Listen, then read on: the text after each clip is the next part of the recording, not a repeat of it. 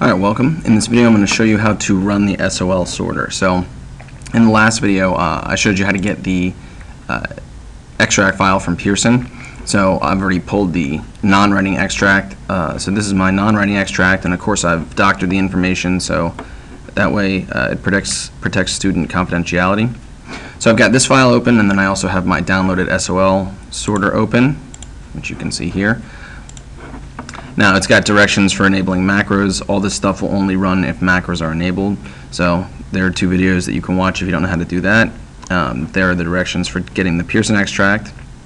So with those two files open, if I click on the extract and then I hit Control-O and I let it run, and it's going to take a second to run. It's probably going to take a little bit longer to run while I'm recording the video, but yours should run pretty quickly. And if you have other stuff open, I would highly suggest closing it and just have these two files open, so that way the computer can use as much memory as possible to run the files. So what it's doing is it's running through and it's sorting all the information, and it's copying and pasting and filtering, and it's going to give us a little bit of a better format than what Pearson gives us in their extract. So it's going to ask you to save. I would go ahead and save it as something different than SOLsorter. So that way you can reuse the SOLsorter file. You don't have to download it every single time. It's going to take a second to download or to save here. So while it's doing that, I can tell you a little bit about the setup. You can see that, there we go. You can see that it's broken up by test or by subject area. So here are all of our math scores, our English scores, our social studies scores, and our science scores. This first grouping is how well all the students did. So you can see the number of students that got above a 400 and then what percent that is. And then the number of students that got below a 400 and then what percent that is. You can also see how many students and what percent passed advanced. Now this number is also included in the 400, above 400 range. So if you add this number and this number together, you should get 100%. And the same is true across for all the other tests. Now, as we scroll down, you can see how well each subgroup did.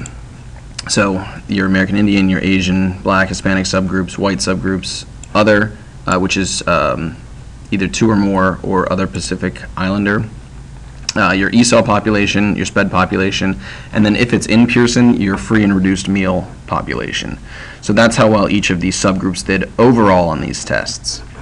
Now, if we look across the bottom here, we can see that the tests are actually broken out by individual tests that were given. So even though this is all of math, if I want to look at third grade math specifically, I can click on the third grade math tab.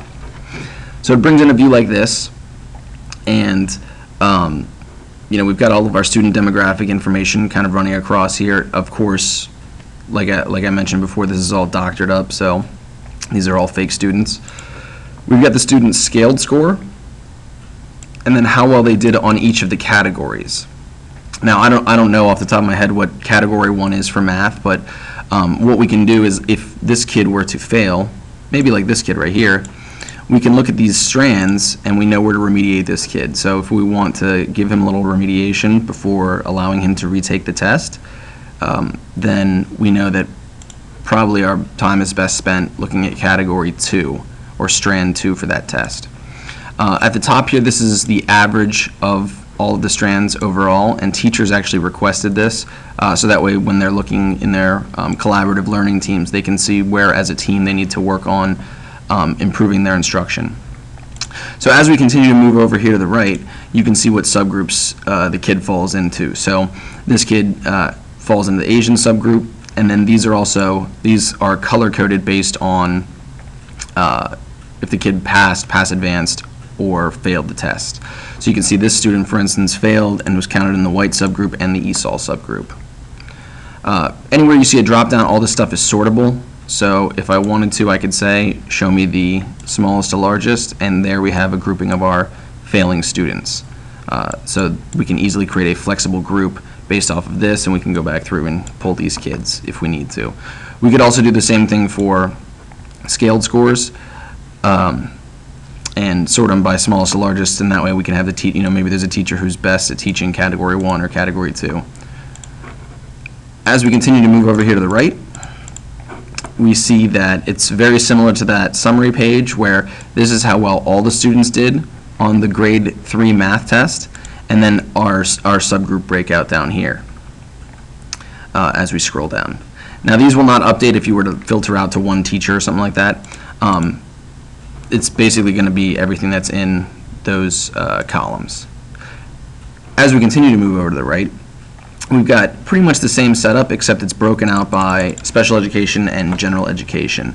So in this set over here, if we're looking at this count, there was one student who was classified as special education and in the Asian subgroup as well, and they passed. And then there were 2 students who were in the Asian subgroup and special education who failed the test. And so as we're looking at this, we could see as it's broken out, is it the demographic or is it the special ed subgroup that caused the student to not do well on the test. And as we scroll through, we can again have all the subgroup breakouts. And each of these are listed out for each of the tests. So as we go through the different ones, if I were to click on English, for instance, we see it's a very similar setup. And we've got our how well everyone did, and then how well our special education students did, and how well our general education population did as well. And if we want to see how everyone did, again, we can go back to that summary page and we can look at all of that. So that's kind of how to run the SOL sorter, and then a little bit about reading the data. I hope you enjoyed watching this video.